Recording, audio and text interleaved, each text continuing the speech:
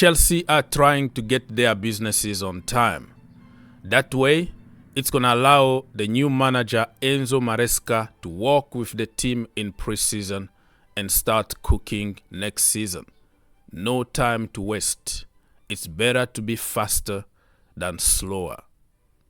So do you guys think being fast is better than being slow? Yes! It's better to be fast, to not be bitten by a werewolf, and then you'll be turned into one, and you'll have to stay in, and then you'll have to get shaved because you'll be too hot, and then you're like, which means I wish I was back to a human. What? It's not complicated. Faster is better.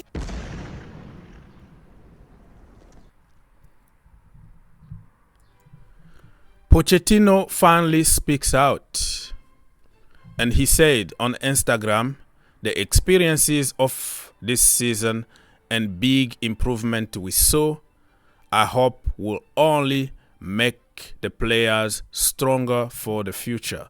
I wish all of you the best for next season and beyond. That is from Mauricio Pochettino. Yeah, it's nice because he didn't really address anything directly to the players or to the fans. We know that the relationship with the fans was a little bit so-so because of his connection with Tottenham Hotspurs, but also because of his own decision-making. You know what? I'm not going to lie. I supported this guy the entire season, but I also was very mad at some point, and I said the end of the season, get rid of him because he wasn't using common sense. And for the last 5 games, he started doing exactly what I was asking him to do for the entire season. And I was like, why not give him, until the end of his contract? But he decided to walk. He decided to demand more players and demand his own way and change the business model at Chelsea Football Club. So I understand why they decided to part ways. So I'm not going to lose my sleep because Pochettino is gone. I don't feel anything. I don't miss him or anything. This is Chelsea Football Club. People come and go. Good luck to him.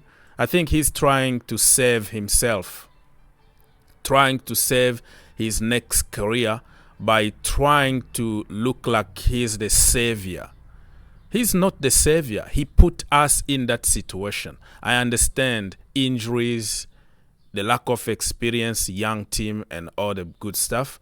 But we had more quality to qualify for the Champions League easily and beat Liverpool under 12 in the final of the Carabao Cup. There is no excuse on that. Everything that he's been saying about the experience, he's the same dude who told us, no, we don't need to wait. There is no time in football. Chelsea is about to win, and we have to win from day one. And the same guy who switched and started giving excuses. Good luck to him. We move. 20 million in your pocket for 1 season, brother. It's not that bad. You got paid handsomely, and don't pretend to save Chelsea because you didn't save Chelsea. If you look at like air crash investigations, right? When the plane crash or almost crash, if they land after a lot of trouble, people will applaud and will praise the pilot. And if they start investigating on the situation, most of the time they find out that the pilot caused the problem to begin with by pushing the wrong button, by not doing what he was supposed to do. So he's not a hero. He corrected the situation that he created. This is the way I see with Pochettino. You corrected, and it was very late when you were playing people out of positions, using stupid tactics, freezing certain players that deserved to be in the starting 11 and all that. You caused the situation. So if you use a little bit of common sense at the end, it doesn't mean that you are a hero. Do me a favor, please. Get out of here. Let me hype a little bit my boys. Conor Gallagher and Cole Palmer. They had a very good game for England yesterday. And this is who score statistics. Palmer's statistics here. Some of them I'm not convinced because I am biased, of course. Strength, finishing, passing, through balls, holding on the ball, key passes, dribbling, long shot, direct free kicks. Weaknesses, discipline. I don't even know what discipline means. He doesn't get yellow card all the time. Discipline in terms of like, stay in one place, or the manager is going to ask you to move, make moves. I don't understand that.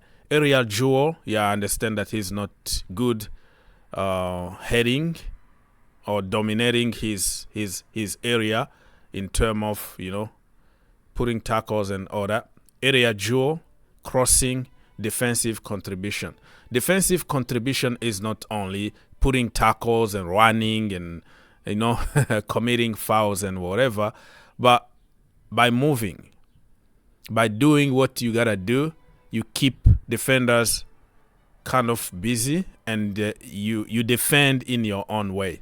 But you can see here this ball is going straight to the very top. Congratulations for the goal yesterday with his national team, England.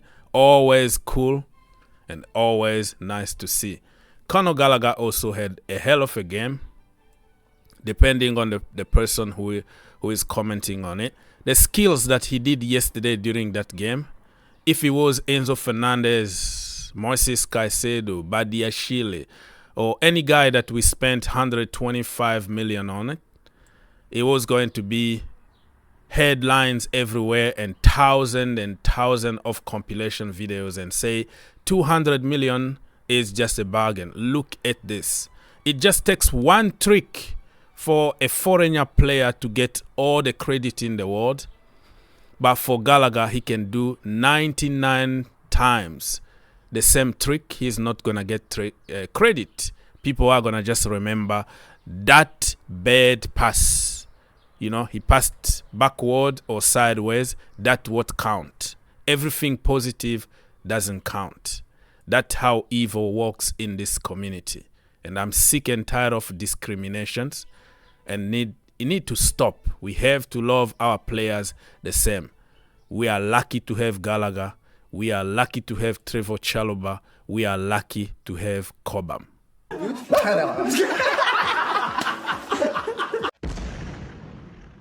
Chelsea have ruled out making a move for Victor Osimhen for a number of reasons. A few reasons are 100+ million release clause, style of play doesn't suit Chelsea, injury history. And you know that this guy is my own brother, my own blood. I like him as a human being in a personal level, but this is business at the end of the day. I don't flip-flop. Since the beginning, like 3 years ago, when we were linked with Osimhen, I always tell people that I don't see anything special about Osimhen. I see something special about Victor, Boniface, or other Nigerian brothers. This guy got the vibe, he got the personality, he got the aura. And internet will go crazy with people like this. But in reality, if you go step by step, you see he's not really built for Chelsea Football Club. He's not a big game player like Didier Drogba. In the Champions League, he doesn't do anything against big teams. In Serie A, he doesn't do anything against big teams. In the African Cup of Nations, he doesn't do anything with Nigeria while we are waiting for him to save us. Do something, Osimhen. No, he's going to let you down when you need him the most.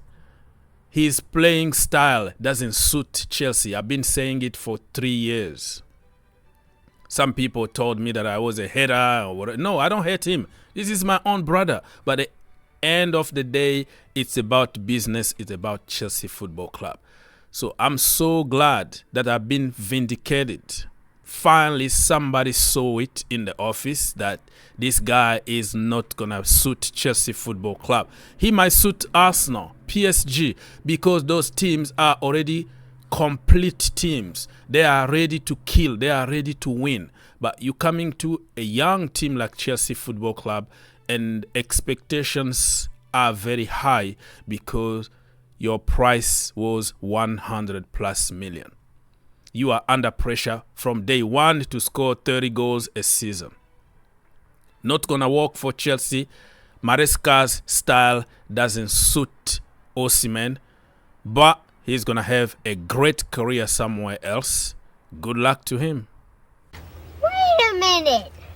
Who are you? Chelsea have distanced themselves from links with Sporting Lisbon Victor Gyokeres. You know, scouting is not only about what you see on paper, or just because somebody scored 30 goals or 50 goals and he need to come to Chelsea. Depend on the profile, what the manager idea of football is, and your budget. Gyokeres got a release clause of 80 plus million. Chelsea don't have that budget this time around to spend on somebody who cost 12 million last summer. Our scouting department didn't do their homework properly because otherwise they were going to discover him when he was at Coventry. So, I don't know. The good news about all this is that Chelsea are checking on some serious options. And if we miss out on one, we're going to find somebody that would just fit the system. Nobody knew who Nicholas Jackson was last season. And by doing our homework, we managed to find him for very cheap, and you can see his improvement. So he's going to end up by being a big bargain for Chelsea.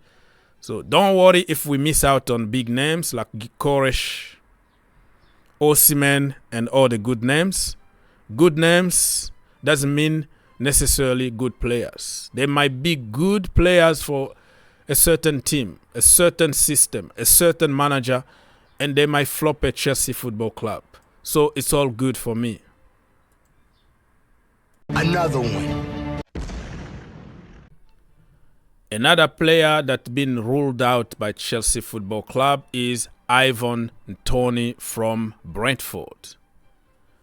Because of his profile and probably because of the money that he will be on. I heard lately that he's demanding for 200k a week, and Brentford are trying to get more than 80 million on Toney. Come on, man. His stock is very low. He was banned for 8 months. When he came back, scored like a couple goals and didn't do that great the way people expected him to do. So I don't think Toney is a 60 million player. He is between 30 to 45 million. That's it. More than that, I don't think Chelsea should go for him. All I can say about Ivan Toney is he knows the Premier League. He's going to score you goals.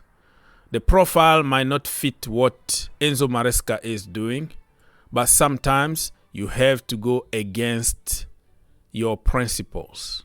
We saw Pep Guardiola for years. He doesn't use target men, tall men. All of them need to be technical and small, very short guys in front. And then he understood that sometimes you need Haaland. You need a target man when you are struggling, and you put the ball in the box and he might do the business. And we saw the first year that he changed his philosophy, brought Haaland, they won pretty much everything, including the Champions League. So sometimes just don't be very strict on your principles. You need a little bit of exceptions because that could save the team. If Toney come to Chelsea Football Club, I'll be happy. But if he doesn't come, that means we have a better plan. What? Benjamin Sesko is another guy that Chelsea got some concrete interest.